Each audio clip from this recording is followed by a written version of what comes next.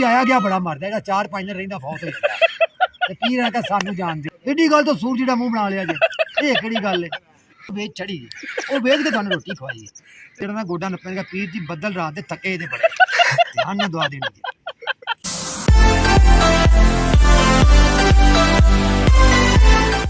अस्सलाम वालेकुम नाज़रीन, तुसी देख रहे हो मेरा ऑफिशियल चैनल आगा अली रज़ा अलवी।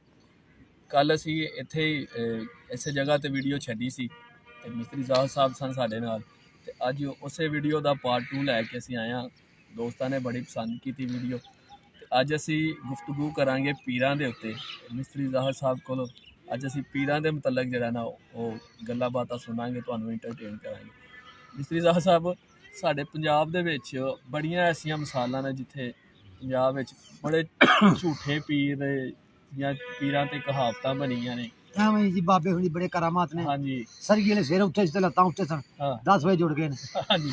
बड़ा कोई कुछ है जी। ऐसे मतलब कोई है कोई वीडियो ते कोई गल ऐसी जेहड़ी हाँ जी भाजी वो गल्लां ते माशाअल्लाह बड़ियां पीर भी ते बड़े साडे वाधू पीर ने इत्थे पंजाब च 2-3 दिन नमाज पढ़दे ने ते तस्बीह चकले ते पीर बन जांदे ने ते छड़िए हुंदे ने अपने मरीद मरूद ते को फिर वाह पैंदा खान साहब आना ते फस जांदे आ। आहो ਉਹ ਪੀਰ ਸਾਹਿਬ ਟੁਰ ਗਏ ਕਿਸੇ ਖਾਨ ਸਾਹਿਬ ਦੇ ਘਰ ਤੇ ਕਮਰਾ ਮਾੜੇ ਲੋਕਾਂ ਦਾ ਇੱਕੋ ਹੀ ਹੁੰਦਾ ਤੇ 5-4 ਬਾਲ ਜਵਾਨ ਸਨ ਬੇਗਮ ਵੀ ਸੀ ਤੇ ਪੀਰ ਕਹਾ ਬਿਸਮਿਲ੍ਲਾ ਬਿਸਮਿਲ੍ਲਾ ਪੀਰ ਜਿਹੜੀ ਆ ਗਏ ਬਿਸਮਿਲ੍ਲਾ ਪੀਰ ਨਾਲ ਭਾਇਆ ਨਾ ਪੀਰਾਂ ਭਾਇਆ ਬੋਲ ਦੇਸੀ ਮੁਰਗੀ ਲਾਲ ਕੀਤੀ ਪੀਰ ਸਾਹਿਬ ਦੀ ਖਿਦਮਤ ਕੀਤੀ ਰਾਤ ਹਲਵਾ ਪਕਾਇਆ ਰਾਤ ਪੀਰ ਸਾਹਿਬ ਉੱਥੇ ਕੱਢੀ ਅਗਲਾ ਦਿਨ ਵੀ ਉੱਥੇ ਕੱਢ ਛੜਿਆ ਉਸ ਤੋਂ ਅਗਲੀ ਰਾਤ ਵੀ ਉੱਥੇ ਕੱਢ ਛੜੀ ਮੁਰਗੀ ਖਾਣੀ ਸੌਂ ਰਹਿਣਾ ਮੁਰਗੀ ਖਾਣੀ ਸੌਂ ਰਹਿਣਾ ਬੇਗਮ ਤੰਗ ਆਉਂਗਾ ਬਾਬੇ ਨੇ ਕਹੋ ਹੁਣ ਜਾਣ ਅਸਾਂ ਵੀ ਸੌਣਾ ਕਰਨਾ ਤੇ ਉਹ ਜਨਾਬ ਉਹ ਪੀਰ ਇਹਨਾਂ ਨੂੰ ਰਾਤ ਨੂੰ ਨਾ ਰੋਟੀ ਖਵਾ ਕੇ ਸਵੇਰੇ ਸਵੇਰੇ ਕਬਰਸਤਾਨ ਦੇ ਬੂਹੇ ਤੇ ਲੈ ਗਿਆ। अच्छा ਤੇ ਪਿੰਡ ਦੇ ਘਰ ਸਨ 30-40 ਤੇ ਵੇਖਿਆ ਤੇ ਕਬਰਸਤਾਨ ਬੜਾ ਵਸੀ ਔਰ ਇਸ ਕਬਰਸਤਾਨ ਵੱਡਾ ਸਾਰਾ 2-2.5 ਹਜ਼ਾਰ ਕਬਰ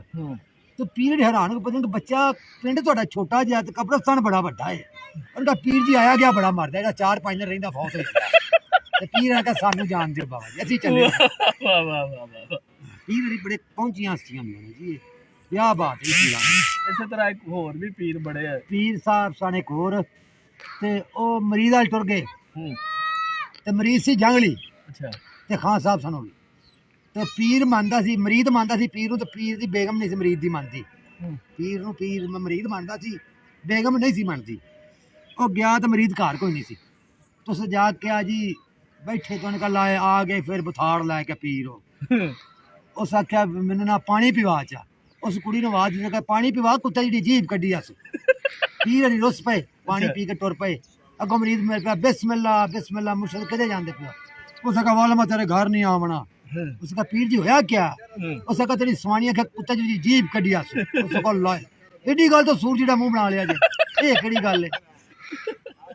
वाह वाह वाह। ਝੂਠੇ ਪੀਰ ਜਿਹੜੇ ਹੁੰਦੇ ਨਾ ਇਹ ਬੜੇ ਪਹੁੰਚੇ ਹੁੰਦੇ ਮਰੀਦ ਘਰ ਤੇ ਮਰੀਦ ਬੜਾ ਮਾੜਾ ਸੀ ਤੋ ਜਾ ਕੇ ਪੀਰ ਬੈਠੇ ਨਾ ਬੜੇ ਢੋਲ ਟਮੱਕੇ ਕੀਤੇ ਫੁੱਲ ਖਿਲਾਰੇ ਪੀਰ ਦੀ ਪਲੰਗ ਤੇ ਬਹਿ ਗਏ ਤੇ ਪੀਰ ਜੁੱਤੀ ਬੜੀ ਕਮਾਲ ਸੀ ਬੜੀ ਸੋਹਣੀ ਜੁੱਤੀ ਸੀ ਤਿੱਲੇ ਦੀ ਸੋਹਣੀ ਨੋਕ ਵਾਲੀ ਜੁੱਤੀ ਸੀ ਪੀਰ ਦੀ ਜੁੱਤੀ ਲਾਬੜੇ ਮਰੀਦ ਦੀ ਜੁੱਤੀ ਚੁੱਕੀ ਤੇ ਗਾਇਬ ਕਰ ਛੱਡੀ। ਸੋਹਣਾ ਛੋਟਾ ਗੋਸ਼ਤ ਪਕਾਇਆ ਤੰਦੂਰ ਦੀਆਂ ਰੋਟੀਆਂ ਲਵਾਈਆਂ ਹਲਵਾ ਪਕਾਇਆ ਦੇਸੀ ਘਿਓ ਦਾ ਤੇ ਪੀਰਾਂ ਨੇ ਖਵਾਇਆ ਤੇ ਪੀਰਾਂ ਖਾ ਕੇ ਬੱਚਾ ਤੂੰ ਬੜੀ ਖਿਦਮਤ ਕੀਤੀ ਹੈ ਬੜਾ ਮਜ਼ਾ ਆਇਆ ਬੜਾ ਹੀ ਸੋਹਣਾ ਆਇਆ ਬੜਾ ਹੀ ਸਵਾਦ ਆਇਆ ਤੇਰੀ ਗੱਲ ਦਾ ਕਿਆ ਬਾਤ ਹੈ।